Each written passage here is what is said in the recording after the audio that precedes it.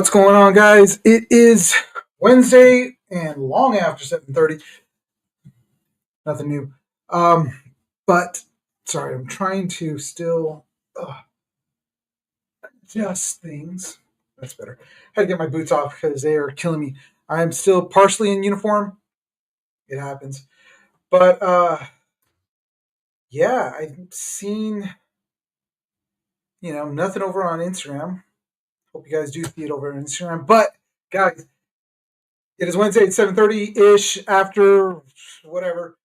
I'm your host, Eugene. This is the Geek Saga. I'm actually happy to be on. Last week, I kind of took an impromptu, I guess you can say, day off. I wasn't planning on doing it, but I had a drive home. And then once I did get home, I had a lot of things to do before obviously, the 4th of July weekend, which I hope you guys have all your fingers and not missing any. I do. I got all 10. I'm really excited that I made it through without losing one. In previous years, let's just say that there were firework incidents that they were pretty funny, but luckily nobody got hurt. So, anyways, guys, if you are watching us on Instagram, YouTube, or Twitch, say what's up. I'm more than happy to respond back to you guys because I had some comments saying, or actually not comments, but people saying, um, you're not saying hi to me. Well, I'm saying hi. If I see you guys pop up, I'm going to say hi and I'm going to say what's up and all that other stuff. So, because again, I am alone. Normally, I do have a co host, but due to all that's been going on, he is part of the stuff that's going on down in LA and he's unable to be with me, but that's cool because we just talked this week and things are going well for him out there. Um, Obviously, he wants to come home, but for all my friends that are out there, and I've done this the last few weeks, remember, the chair is on the floor. The chair is on the floor. The walls are brown. The walls are brown. Hold on to that hope, freedom fighters. Guys, anyways, I just wanted to jump on. I've got some news stories. I've got some history. And yeah, that's it. I mean, shoot. I don't know what to tell you guys because with the holiday weekend, it felt really short. I was back to work in no time. It felt like I just blinked my eyes and I was back here.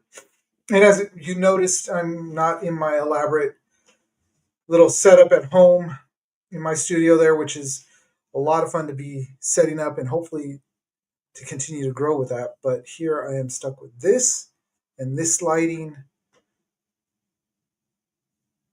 This is what we get. So over there on Instagram, if you guys can give me a shout out to see if you guys can see me because I heard there's supposedly some issues going on with Instagram as far as with StreamYard.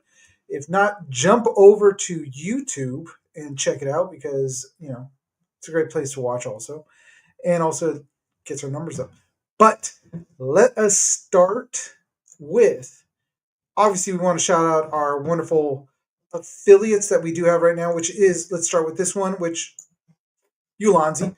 I always talk about Ulanzi because I love their products. A lot of their lights are what we use. The lights that I have here, look, granted, this setup isn't the greatest, but thanks to Ulanzi, we've got some great lights that are here that actually light me up pretty well.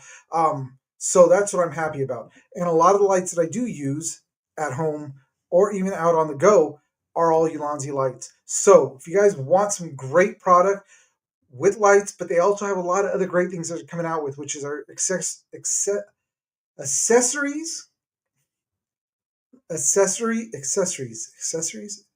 whatever. Things for your camera, tripods, and other awesome stuff that you can use. They're a great company. I love their stuff. Great prices, and they always have great deals. So check them out at ulanzi.com, or you can click on the link that's in our bio, and I'll send you over there. You purchase from them, it helps us out, and we want to help them out because the more they grow, the help, all that stuff. Anyways, all that jazz. Next, we got Renegade Game Studios, which is another great company that we do. I do have their products. I do have their games. They're great games. They got great IP. They got Transformers, Mighty Morphin Power Ranger games. They have G.I. Joe, My Little Pony. The list goes on of all the IP. If you know how to play 5th edition Dungeons and Dragons, then you will know how to use their RPGs. Also, they have deck builders, which are great also, which I actually have that Transformers deck builder game right there. And if you ever watch the show when I'm at the studio, you see it on the shelf in the background, which I know sometimes it's kind of dark inside of those little cubbies, but I'm working on that. It's all a work in progress. Um, so next we've got Legendary Supplements, which has a great product, which I have it right here. Kraken.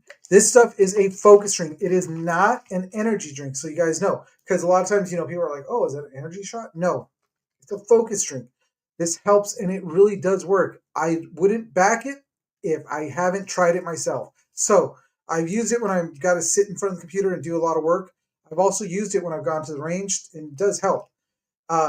If you guys are looking for that little edge, this is definitely going to help with that focus edge. It's only got about a cup worth of caffeine in it. So it's not a lot of caffeine, so it gives you a little perk, but it's mainly for the focus. So check them out. They've actually now got 4 flavors, not just the one that I have in my hand, which is Cake and Mango Peach, which this is a good flavor.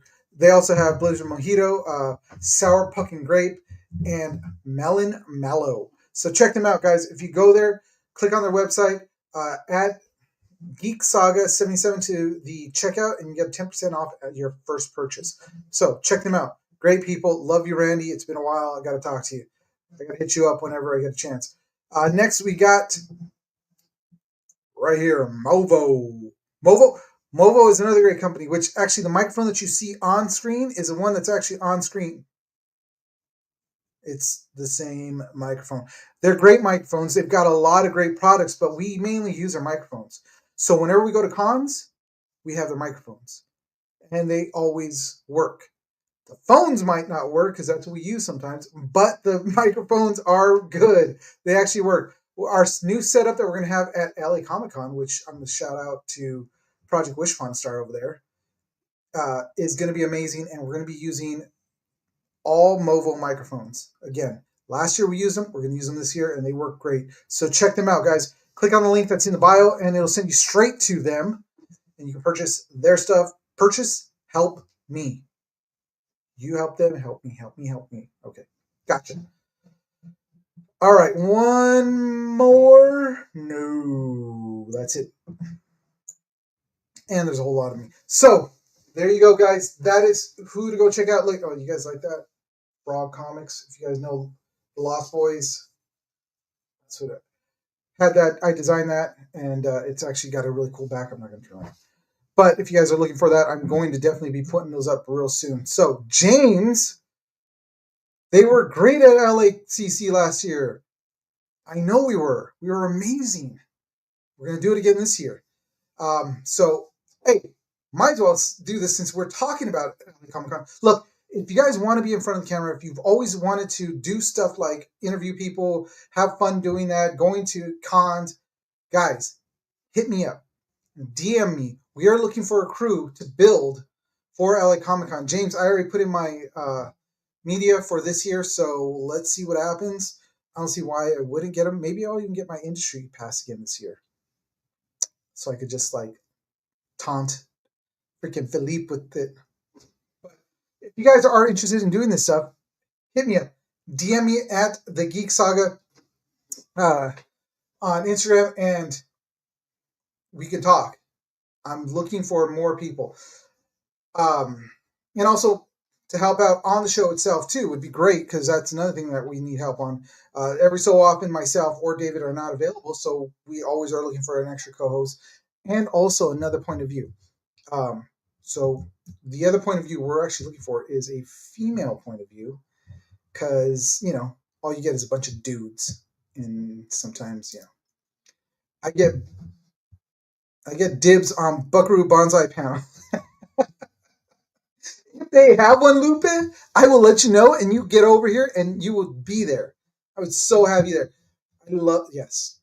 Me and Lupe go way back, and it's all about Buckaroo Banzai. That's our bond.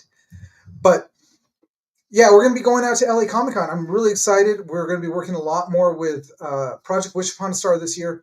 We've They've been gracious enough every year to get us inside their booth. This year they're going to be doing it, and I'm actually going to be building a little bit more elaborate sets for that booth. So we're really excited. And also they've got a legendary comic or cartoon artist coming into their booth. So if you guys want to meet somebody that's goes way back with all the Hanna-Barbera stuff, he's going to be in their booth. And uh, Darren, if you're still over there on Instagram, I forgot his name and I feel bad, but let me know.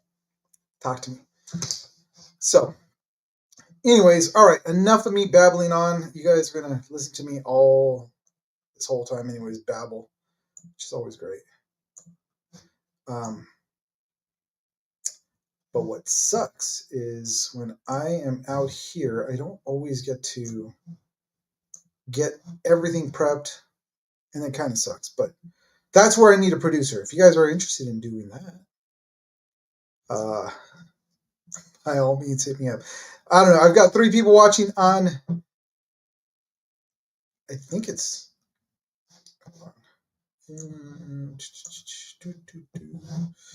Where do we got people watching on? Oh, we got somebody over on Twitch. What's going on? And obviously it's James and Lupin over there on YouTube. Your producer should have written on the key info down for your show outline. Yeah, well, I don't have a producer. If I had a producer, they'd definitely be helping me out. So, Buckaroo Banzai, was that Peter Weller? Yes, that was. How can you not know that Buckaroo Banzai was it was Peter Weller, freaking RoboCop himself? Then you be the producer. I am the producer. I'm the producer. I'm the camera guy. I am everything. I am all in one. But anyways, guys, we're going to be moving on to the first segment, which is.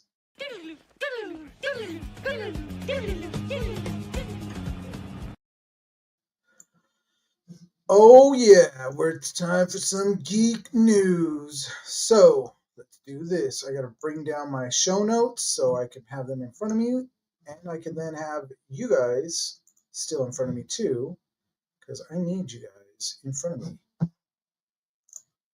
And it's like that. All right, guys, so check it out. I mean, we all know what's coming, right?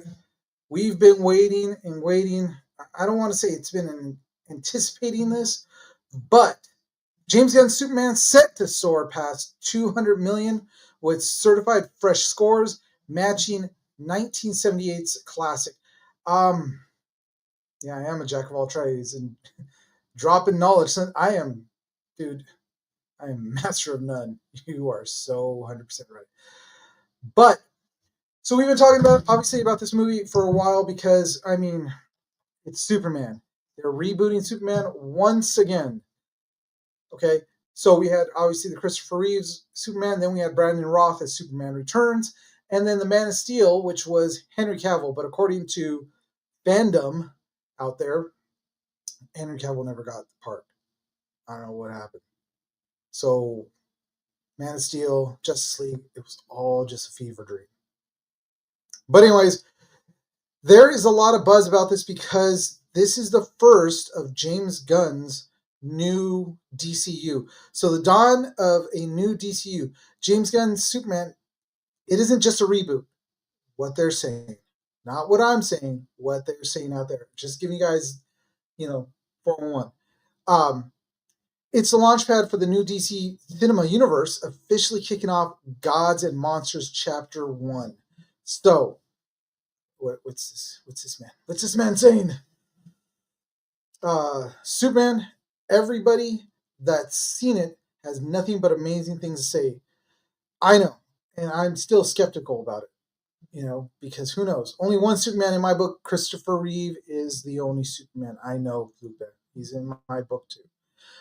But we've got to give, freaking Corn Sweat a chance because he's got one of the coolest names ever. Freaking Corn Sweat. Come on. Huh? Nicholas Cage. I I keep seeing like test footage and pictures of Nick in the Superman outfit. It's just like they tried everything to try to cover up that he's going bald, and it just didn't work. It just looked bad. But we got to give Corn Sweat, because of the name, a chance. So, um, with gun writing, directing, and producing this film, it's gonna set the tone for everything that follows, and it's aiming really high. Um, their expectations for this, and guys, it's 200 million plus.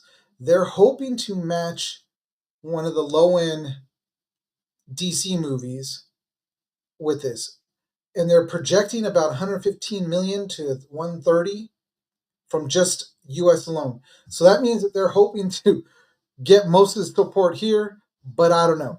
Um, as iconic as Christopher Reeves was iconic, as good as Cavill was, Corn Sweat is supposed to bring the emotion and heart to the chapter. I read, as I was reading through different articles about what's going on, um, that he's got more of like a dad vibe to him. So we'll see. Uh, yes, I've seen a lot of people that have gone to the premiere, and the premiere looked really cool. Like, I wish I could have, but I'm not that special. But this movie is supposed to be playing in 60,000 screens across 78 territories, the widest international rollout ever for a Superman film. Uh, Pre-sales for US has already hit 20 million, ahead of the Guardians of the Galaxy Volume 3. See, these guys are projecting low, even though, they've been putting a lot into it. They have been pumping this movie up. It's been a lot of just, but James is saying over here, Jurassic Rebirth did 314 million worldwide. This is the month of summer blockbusters. Yeah, and we still have Fantastic Four coming out, which I'm not excited about. I'm not even excited about Jurassic Park Rebirth. I can wait till that hits Peacock and I'll watch it there, because I'm sure that's where it's going to hit first. Um, I'm actually would rather go see this before I even saw another Jurassic film. The Jurassic Park films are just kind of, they've died, unfortunately. Fantastic Four, because of all that's gone on before, I just don't even care. So, you know, but they're talking pre-sales, and the thing is that we can't. Hey man, what do you expect? Come on, how long have you been watching me, James? Come on, how long have you known me? I am the one that's like, no, I don't like it. I am. I just can't help it. It's just, you know, But Rotten Tomatoes put out a ranking for all the Superman. James Gunn's current I can't even talk. But the current Superman is sitting at 86% certified fresh, tied with Richard Donner's 1978 classic Superman with Christopher Reeves. So I don't know. Um, Superman 2 was at 88%. It actually did better than Superman, this new one coming out. And of course, the original Superman was right there at 86%. Superman Returns, 73, 71 for the Justice League. What? Wow, I wouldn't have put Justice League there. Man of Steel's at 57. Justice League. Oh wait, which one? Oh, Zack Snyder's. Sorry, the 4 hour long Justice League. That one's at 71%. The original Justice League, 39%. And then they just keep going down from there. The Quest for Peace unfortunately hits the rock bottom at 14%. And if you've never seen the Quest for Peace, you should. It's cinematic gold, like legit.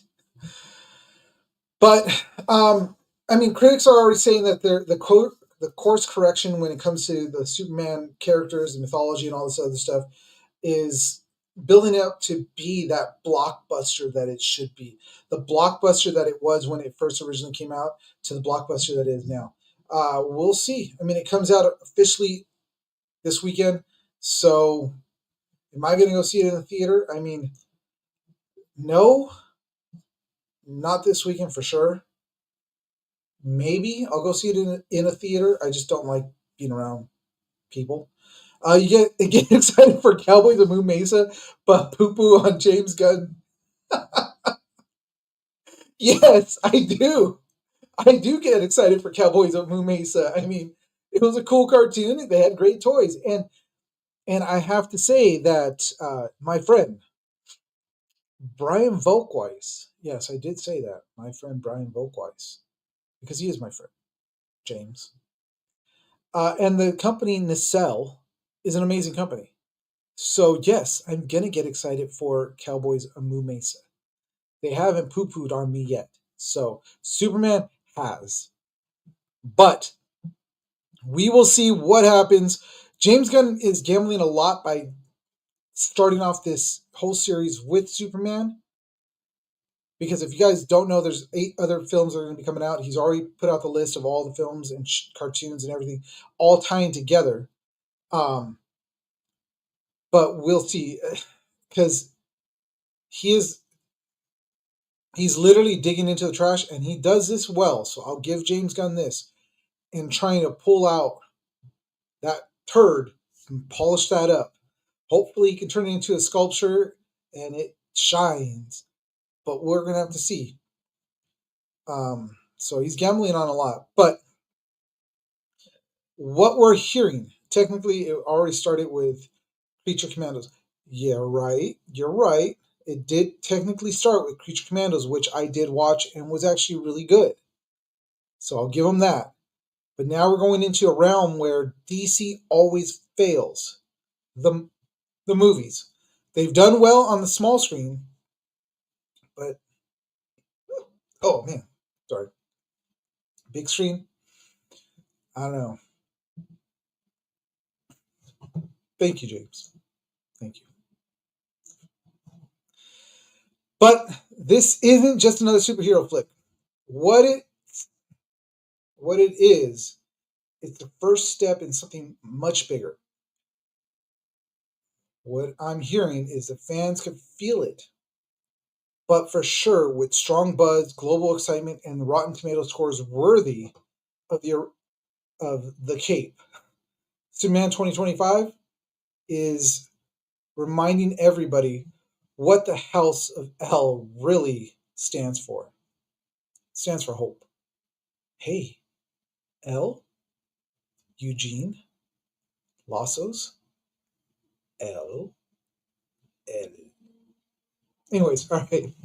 Sorry. Um, Moving on to the next thing, which is something I really enjoy, and I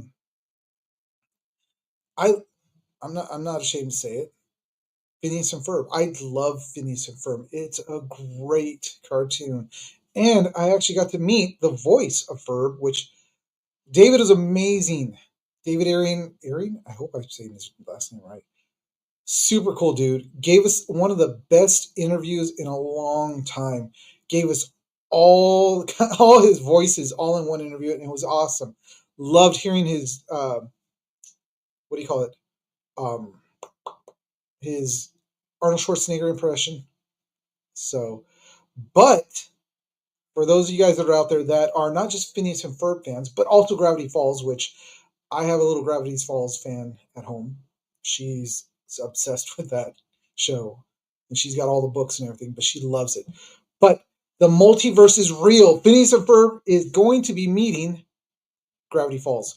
So the segment is Saturday Morning Shenanigans, and it's going to be coming out. So Phineas and Ferb are back, and they brought friends. After years off air, Phineas and Ferb have officially returned with season 5, which I am actually excited about and can't wait to watch. And it's just as bonkers as ever. So they didn't, and this is what happens with a lot of shows that come back, and they're trying to do a 5th or 6th, or just trying to reboot the whole series. They're not. They're not trying to do that. They're coming back just as strong as they left. So, oh, sorry. James says DC always fails. Dark Knight, Wonder Woman, Joker, $1 billion movie, they usually do fail. Because Wonder Woman 84, As far as the Joker with Joaquin Phoenix, what happened to the second one? Ah, Dark Knight was one that actually did well, but that's because they were not part of that DCU. So, boom, drop some knowledge. Anyways, um, so in this season, I don't know if I want to really give you all this. All right. Anyways, their mom turns into a cloud. Candace goes full Fast and the Furious and gets her driver's license, and a mysterious Easter egg that has Gravity Fall fans losing their gnome loving minds. So this crossover, it's if you blink, you're gonna miss the moment. So fine. So it's Baljeet. Oh, God, see, I don't want to give away this whole. Guys, watch season 5 of Phineas and Ferb because I really thought about it now, and I'm going to give away all the information about the whole Easter egg with Gravity Falls doing a crossover between the two, and I don't want to. I want you guys to watch it, and I want you guys to give some love to Phineas and Ferb, and even to Gravity Falls. If you guys haven't watched it, I mean, honestly, these are two great Disney cartoons.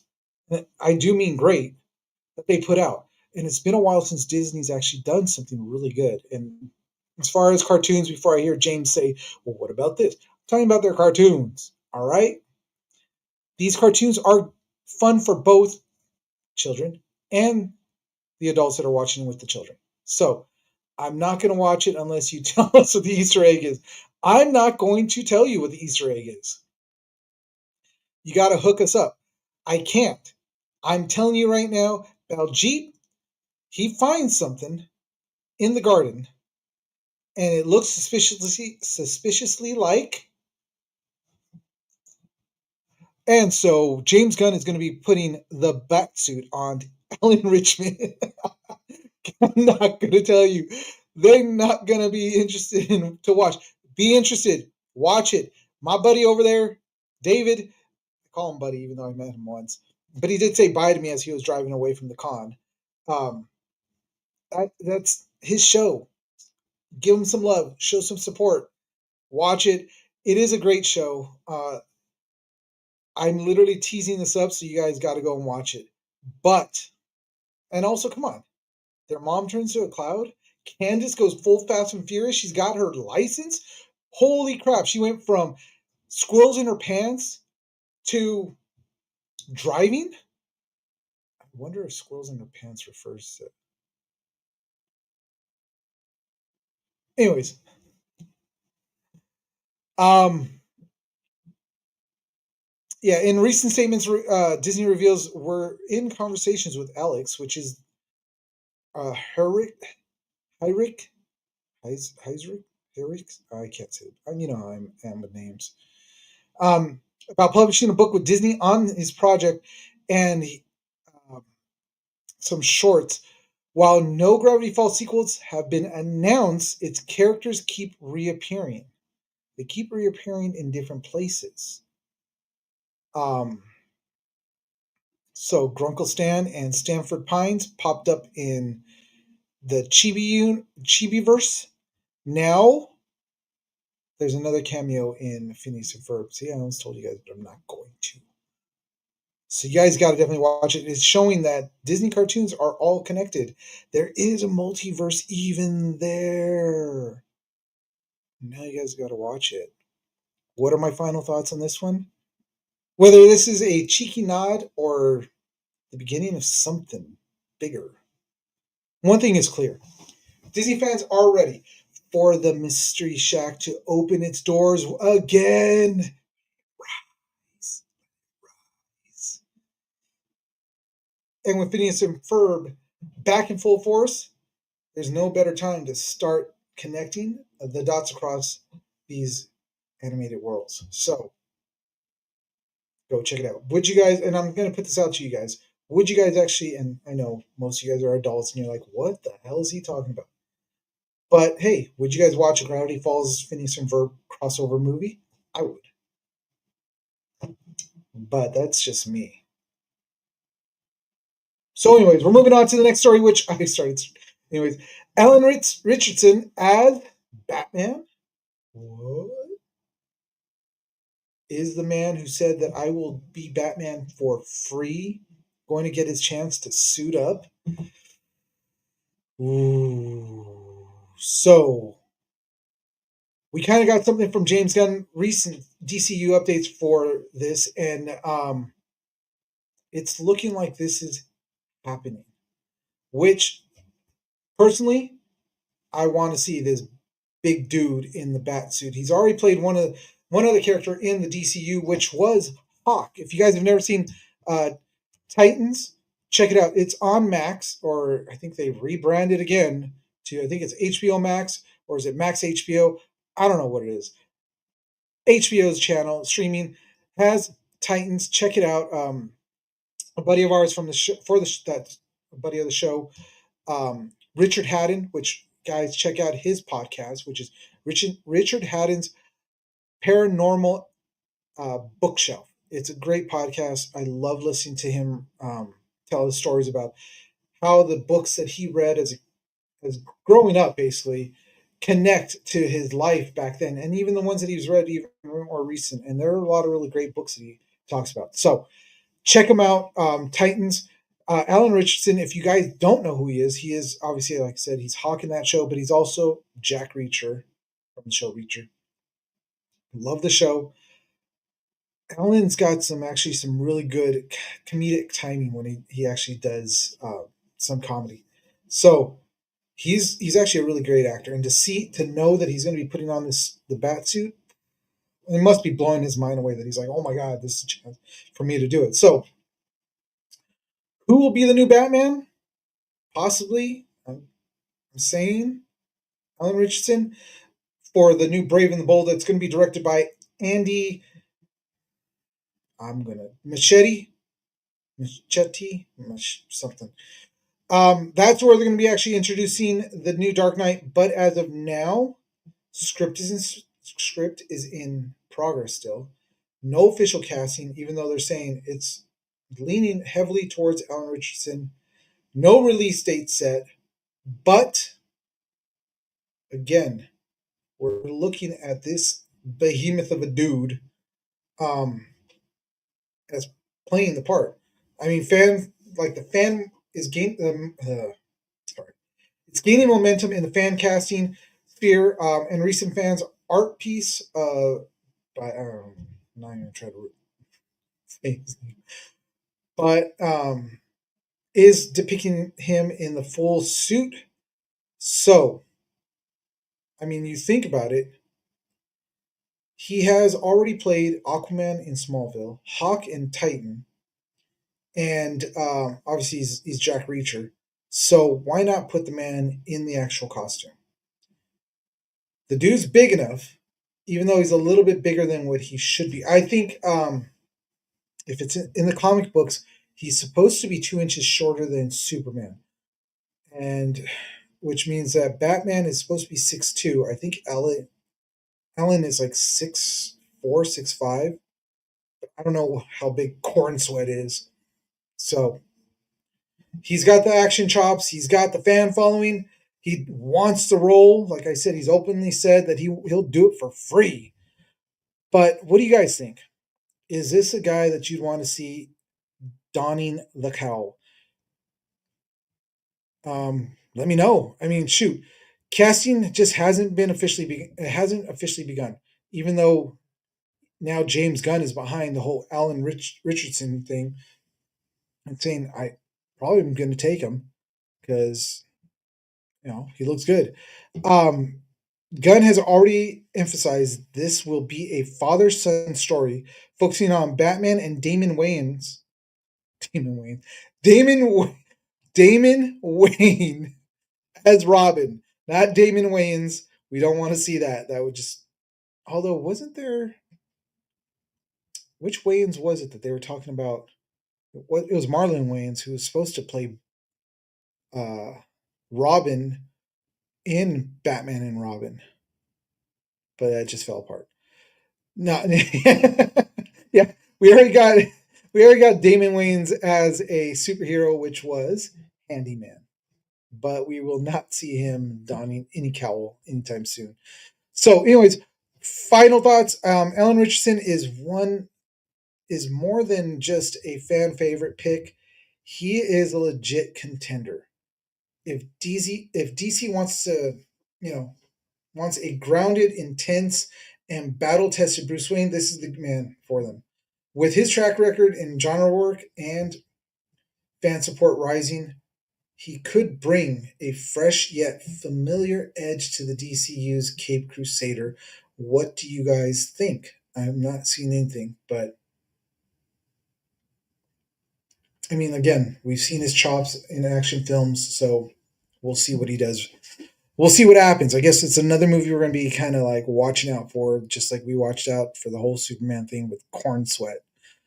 But, anyways, moving on to our final story for the news, which is should not happen. We should not let this man do this because it's just going to end badly. But Peter Jackson is helping to bring back a massive prehistoric bird from 600 years. Um, Jurassic Dreams and the Return of a Giant Moa. If you guys don't know what a giant moa is, it's a huge bird. Like that femur, that's a femur of the moa, and that's the foot. It's an 11-foot tall bird. Yeah, it's Rodan. Freaking Rodan. Yeah, they're going to bring Rodan back, dude. I don't want to see that. That would be really bad. But, um, like, okay, hear me out, guys. Just hear me out. Most of you guys have seen the Jurassic Park movies. And in every Jurassic Park movie, it never ends good. Like, never. Why do we want to start messing with things that are gone? They've gone extinct for a reason. They were either too stupid or they just needed to go. We don't need Rodan freaking flying around. They're saying that this bird, it's colossal, it's huge, and it flies.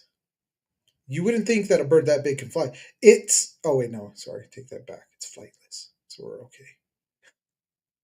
But it's a native to New Zealand. The largest known fossil is over 12 feet tall. 12 freaking feet tall. That thing is huge. Why do we want to bring it back? I mean, think of it like a Shaquille O'Neal of the bird world. Okay, ostriches are tall. Emus are tall, and those things are freaking vicious little bastards. Why do we want to bring back a bird that's 12 feet tall? And probably when you bring him back, he's going to be pissed off. Just saying. Loop is right. Freaking Rodan. We don't need a Rodan. But Peter Jackson, he's got nothing better to do. So he's putting money into helping the research to bring this bird back somehow. He's been collecting. He's a MOA collector, so that's probably from his private collection, from what you see. Um, and it's like, wow, really? He's helping to lead the charge, and not only did he invest in Colossal, which what is Colossal? I think that's the 12-foot one that they found. Yeah, it is. So they call it Colossal, the 12-foot. But he's also donated Moa bones from his personal collection to the project. This dude is Peter Jackson. Peter, let's get real right now. Let me move this so I don't do anything. But I just want you to, I want you to come in close. Why? Think about that. Again, Peter, you've watched Jurassic. I'm sure you've watched Jurassic Park. You're a fan. I know you're a fan. It says you're a fan. And now you want to go and try to start doing that? Bad idea. But as a kid in New Zealand, he grew up with stories of the moa, and Peter says that we're proud to have the biggest bird. I mean, I guess cool, but dude, come on. Why this is harder than Jurassic Park? No, we're not using amber trapped mosquitoes like in the movies. According to the colossal CEO, which that's the company. Sorry, get my stuff mixed up. But that's the company that's actually heading this whole thing. Ben Lamb, I actually got that right. DNA doesn't survive in rocks or por- porous bones. Okay, so Peter's team is gathering 400 moa bones. Only 25 showed potential, and only two had viable DNA. Peter, you're one crazy son. Ugh. So, what do you guys think about this? Is this crazy? Do you think this, I'm just saying, could be a possibility that they create this freaking giant bird, bring him back from extinction, and then they think, you know, we, we have samples of a T Rex. Maybe they have viable. And then they create a T Rex, and then it's all fun and games, laugh and crying and enjoying yourself, and then it's just screaming and running and dying. Peter Jackson, I don't think so. But just because he's a lifelong fan, I don't know. Anyways, guys, so this isn't just a science story, it's a geek dream made real that shouldn't happen. From the director of those who brought us Middle Earth and the Beatles, best documentary, we now get the front row seat to see the horror that is called Jurassic Park. Thank you, Peter. Thank you so much. Because that's what I want to see. All right, anyways, guys, we're going to move on from this because that is it for my geek news. So, yeah, that is.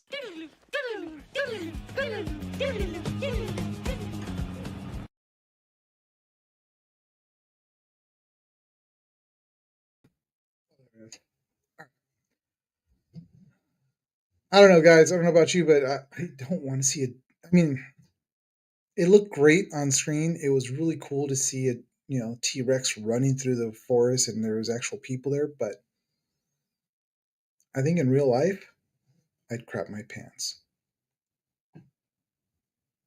I don't. It's a bad idea. Peter Jackson, just stop. That's all I got to say is Peter. We got to talk. But anyways, you know what, guys? We do the segment all the time, which is the or the geek history. So today, in honor of what's going to be coming out this weekend, I'm doing this geek history segment on something special. I guess I should have just done this.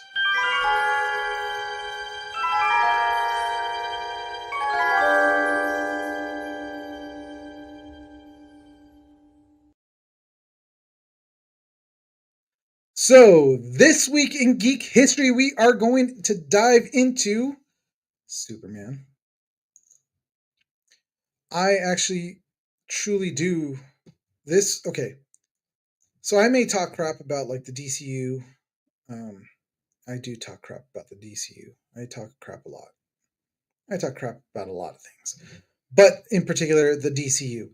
The DCU because I'm not a big fan of a lot of their heroes because, when you really think about it, if you've ever really looked at the comics, and yes, for those of you guys that are not comic book fans, I am going to go into some comic book geek stuff. The superheroes that were created over in DC Comics were, some of them were aliens because Superman is an alien and has superpowers. Some got their powers from some sort of explosion or alien technology. So their heroes are kind of OP'd, I'm going to say it. And so they've got them labeled as gods. Gods among men. Whereas Marvel characters, if you guys really dive deeper into the Marvel history, their comic book heroes have like different things that can be written off by science, whether it was mutation or them having just they're smart and also billions of dollars, but building things like Tony Stark did. Uh, X Men all have mutations. Um, Spider Man got bit by a mutated spider. He mutated, turned into Spider Man, but then he shot the webs out of things that he built himself, his web shooters. So that's the difference between the two worlds. I enjoy Marvel a little bit more because I can connect more with the characters, and that's how Stanley wrote them. But there is a but to this. Just like what I'm sitting on, there is a but. Um, Superman was my first superhero that I got into. As a kid, I was big into the black and white show. Not that I saw it air for the first time before somebody says, "Oh, you're that old." No, it was on reruns. And for those of you guys that don't know what reruns are, well, it was long before there was streaming. We had to watch TV, and whenever it popped on, we got to watch it. I watched the George Reeves black and white Superman and got into it as a kid. Had comic books, wore a costume, had t shirts, everything. I loved Superman. I still like Superman to this day. Lupe mentioned Christopher Reeve's Superman. I'm a big fan of Christopher Reeve's Superman also. I feel that that was the best adaptation of Superman. That's just me. Coming up behind him was Henry Cavill. He did a great job. Not the greatest movies, but he did a great job. Brandon Roth fell really short. So now we're just waiting for Corn Sweat and to see how he does. But I thought, you know what? Why don't we dive into a little bit of history about Superman? Because why not? I'm going to call it Superman Weekend, coming up onto Superman Weekend. So we're going to kick off with the first one, which is the Superman's iconic S shield has evolved into a universal symbol of hope. It really has. When you really think about it, what Superman stands for, every time you see that S, it's hope, it's strength, it's integrity, because these are the things that Superman all stood for. And we did finally get the definition in the Man of Steel back in 2013, which the S is a Kryptonian symbol that stands for hope. It's not really an S that they call it, like what we call it, but it is, obviously we know the S, but it stands for hope, which was great. They gave us a definition of that and it finally came. But if you guys are looking at the screen right now, you can see that over the years, this thing evolved a lot. Which one is the Saran Wrap S? Luca, that would be, let me get a closer look at these. I want to say that was the 1980. Actually, it was the 82S.